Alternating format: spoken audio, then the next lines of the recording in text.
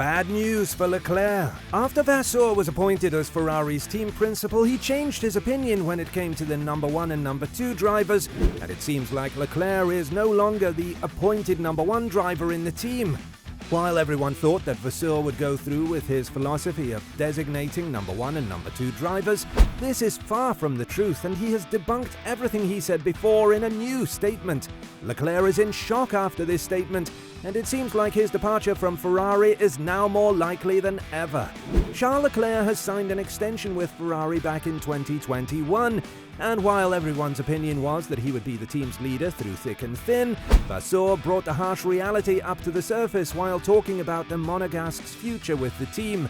If that wasn't enough, Vasseur's plans for 2023 are definitely something that Leclerc doesn't agree with, but he would have to prove himself all over again if he wants to be the team's future leader. Frédéric Vasseur spoke openly about Leclerc's contract, saying that the team doesn't prioritize that right now, and that the most important thing would be for them to perform well in 2023.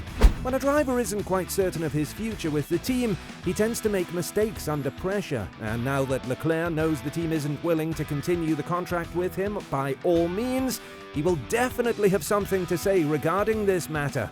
But what is it exactly that Vasseur said that made Leclerc angry? When talking about the future of the Monegasque at Ferrari, Vasseur said, "I know both drivers quite well, and I think we still have some time before we start talking about the future. For me today, this is not the number 1 priority.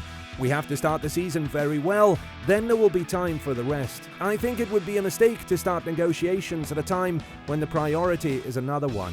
And don't forget that Leclerc is definitely going to have a lot of pressure on his shoulders, given the fact that he was outperformed in 2021 by the Spaniard, even though it was Sainz's first season with Ferrari. Sainz said that the car hasn't really fit him in 2022, but he's made a lot of effort to adapt to it, and is now on the verge of becoming a better teammate compared to Leclerc. Another thing that people seem to forget is that Vasseur has worked closely with Sainz before, just like he did with Leclerc. In 2017, Vasseur and Sainz collaborated at Renault, and when Vasseur was appointed as the team's principal at Alfa Romeo, he wanted to bring Sainz along with him. However, that mission was unsuccessful. That is why Vasseur said that the only way to make it work with Sainz would be for him to join the team that the Spaniard races for, which in this case is Ferrari. With this statement, Vasseur directly shows that Leclerc isn't the only reason he joined Ferrari, and he knows what Sainz is capable of. But in order for both drivers to be competitive, they need a strong and reliable car. This is something that Vasseur has spoken about amid all of the rumors that the 2023 Challenger will have an increase in the base horsepower by 30. As he laughed these claims off, he continued to elaborate. Regarding the engine, the numbers, I don't know where these numbers are coming from, but it's just a joke. We have made some step for power units, but it's just about reliability. I think the performance last year was not an issue at all, but the issue was the reliability, and the first target is to fix it. So far it looks okay, but the reality on the track is a different perspective. I think that a couple of issues that the team suffered from, and it's not only true for Ferrari in terms of reliability, are also coming from the bouncing and vibration. Everybody will have a much better picture in Bahrain. Regarding the porpoising and the vibrations, it's evident that after the FIA's latest statement, the teams won't see a total eradication of them, and drivers and teams will face an old friend if the engineers don't manage to work out a solution. There is a huge threat that the boredom of the sport will continue until the beginning of the 2026 season, with Red Bull winning everything there is to win, and Verstappen notching championship after championship until the new regulations start. All of the teams will try to prevent that. He's going to make the lunge down the inside. Hamilton sees it coming. It's a late lunge by Verstappen, who takes the lead. But in 2023, if Ferrari doesn't manage to take it up to Verstappen's level, at least with one driver, it's quite evident that Leclerc and Sainz will have an intra-team battle in order to establish themselves as the better option and the number 1 choice for the team. And what other choice does Vasseur have?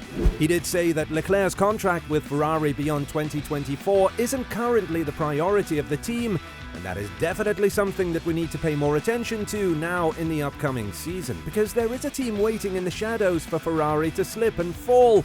And that team is named Mercedes. Hamilton is likely to continue the collaboration with Mercedes for 2 more seasons, and will likely serve as the guinea pig even further if the team doesn't manage to get the better end of the regulation tweaks. If he is to retire after the 2024 season, Leclerc will be open, and if he does not sign the extension with Ferrari, assuming he does not win a championship with them until the beginning of the 2025 season, he will not resist the offer made to him by Mercedes. As if this wasn't enough, Vasseur kept taking shots at Leclerc, and when talking about the preferences in the team, he further added, "I think it's the same everywhere, that we have 2 very good drivers, and both of them are able to do the job. We will have the capacity to provide them with exactly the same car, and the same structure and the same support.